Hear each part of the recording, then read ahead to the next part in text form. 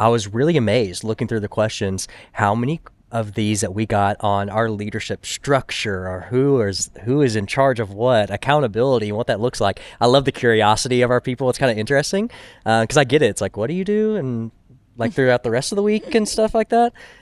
So a great question was, who are our elders and how are they chosen? And maybe to begin with, like, what are elders? That's a thing. What is that?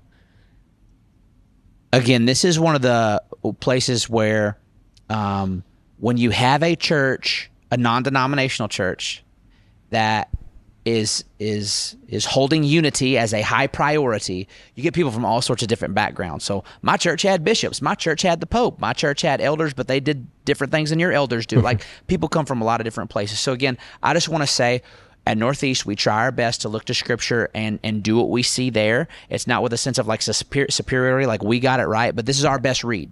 Sure. Okay, this is our best read on it here. We think that the church is supposed to be led by a plurality of elders. There's a few different Greek words for that in the New Testament that help us define what that means, but by a plurality of elders that live there locally where the church is.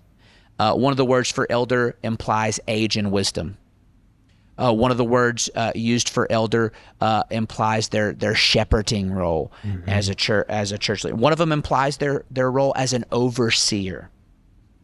And so we try to bring all that into this unique position at the top of our org chart. For the record, so people know, I'm not an elder. Right. I report to the elders. The way that they've set up our church is I am their singular employee, if you will, and they could fire me. So a lot of people think that, Tyler, Terrence, and Tamara, they lead the church. Well, in a way, the elders have delegated that authority to us, but they're the ultimate authority over the three of us, and Jesus is ultimately the highest authority. He is the head of the church. Yep. So how are they chosen? It'd be what we might call a self-perpetuating board. Nominations and ideas for different elders can come from staff or church people. Anytime you think this person should be considered as an elder, you're welcome to give that to us. But the elders they serve 3-year terms with a 4th-year option, and then they have to roll off. And so every year we have 2 to 3 elders rolling off, and usually 1, 2, or 3 rolling on. There's about 8 to 11 of them. In my time here, there's been anywhere between about 8 to 11.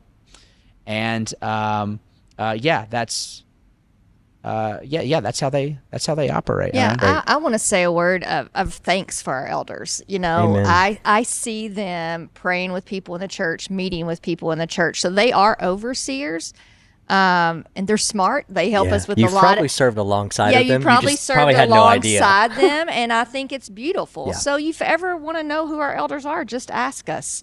But I'm just so thankful for them because I see them discipling other people, serving our community, doing what we need at the last minute, whatever it is. They play so many roles, and I'm just really thankful for them. Let me say this about their specific roles they play, because they see themselves biblically with full responsibilities as elders. One is prayer. So you mentioned that. You'll see them praying. They lean into that prayer calling. One is pastoral care. Okay, so they consider themselves, they should step into some of the more significant moments where pastoral care is needed, or they pastor the pastors. Somebody's got to pastor us.